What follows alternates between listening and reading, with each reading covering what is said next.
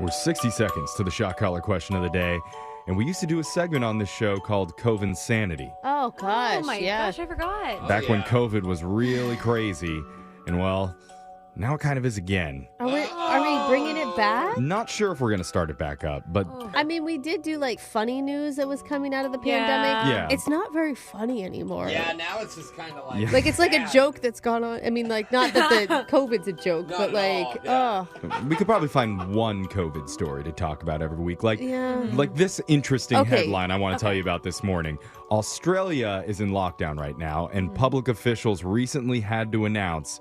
Just because you're home all day doesn't mean you can sit around getting wasted. What? Why not? And they're actually limiting people in lockdown to just 6 beers a day. How? You can't That is have so more than rude. that. What? Are they having the lame police come over to your Yeah. house and check how many empties you have? No, the actual police. No way. Because everybody's getting their alcohol delivered there right now since they're all staying at home. You can only order a maximum of 1 6-pack of beer, or you can do 1 bottle of wine or 1 small bottle of spirits. And police are actually waiting my outside of gosh. apartment buildings, What? checking people's grocery bags as they come home to make sure. I hope people are stocked up. Could you do 1 bottle of wine for each meal?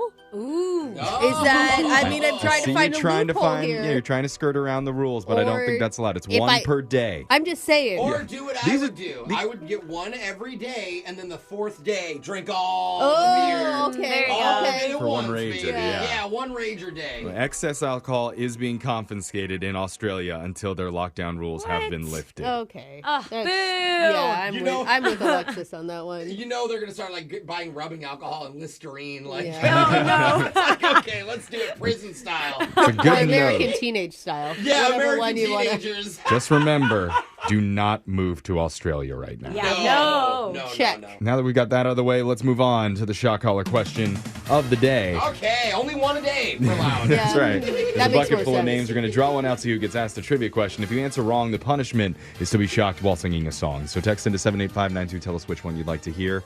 Jose, you're drawing a name out because you're the shot caller last. Who'd you get? Jose Edward 40 Hands Balaga. Perfect for what we just talked about. Yeah. 40 hands. All right, Jose's putting on the shot collar while that happens. Digital Jake, please read us the shot collar question of the day. Almost a century ago, jockey Frank Hayes had been training his whole life to get his first win in horse racing.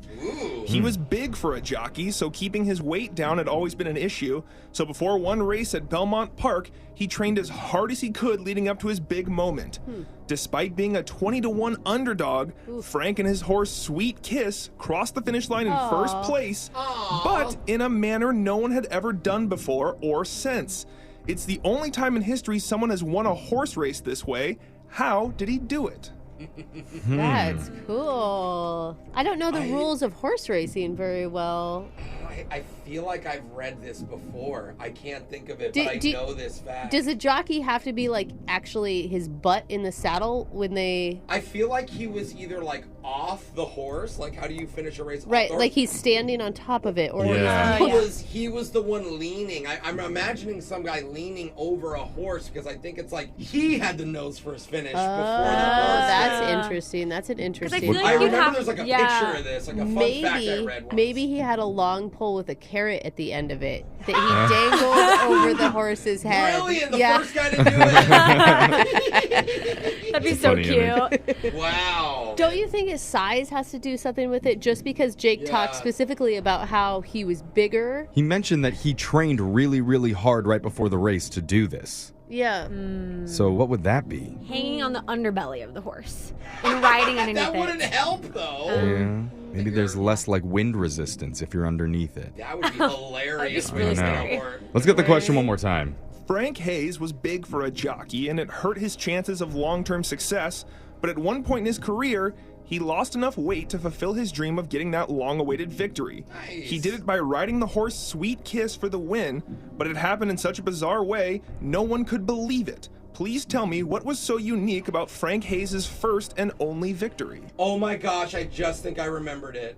What? What did you remember? There's a picture of a guy online leaning on a horse crossing the finish line because he had a heart attack during the race and I think died, but won the What? race like dead on the horse, and I'm not kidding. I remember He this. was like This dead. escalated He very was like, quickly. Yeah, no, but I swear, because and this is at Belmont. This isn't a little race. This is a Yeah. huge race. I feel like maybe it's just the You wrong think he race died? then. So you're saying he trained so hard to get into shape Yeah. before the race that he overexerted himself, and then Yes. during the race, it came back to bite him in the That's the only reason I think Jake mentioned it. Maybe I'm way off. Do it. I love it. I could be way off, and I sound like a crazy person, or I could be right, and it's like, wow, crazy. Like, what do you do when you watch a What? dead man cross the finish That line? Do you is- still cheer? If you want money. I mean, Yeah, you're like, Do they put the flower wreath on his body and just?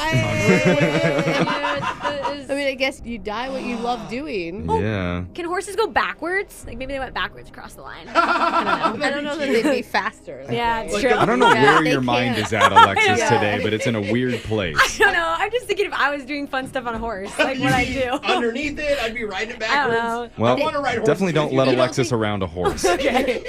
You don't think he like jumped the horse like to They get? maybe Leaped jumped- off of it at the jumped very off? last second. See, No, I almost- meant jump the whole horse or something because he's light. I See, don't know. all these sound equally cool, and the heart attack one now makes me feel crazy, but I feel like I have to say it. Yeah, go for it. Do For it. closure. All right. Okay, Jake, the guy had a heart attack and crossed the finish line as a dead man. Frank Hayes worked tirelessly to be a good jockey, and his weight was always an issue slowing his horses down. He trained hard for the race on June 4th, 1923 to be as light as possible, and shockingly, he won. What is notable about this story is how he won. Towards the end of the race, Sweet Kiss stormed to the lead, and the excitement of finally achieving his dreams, combined with the physical stress on his body from losing my so gosh! much weight so quickly, caused Hayes' heart to stop, Oh! killing him in the middle of the race. Oh!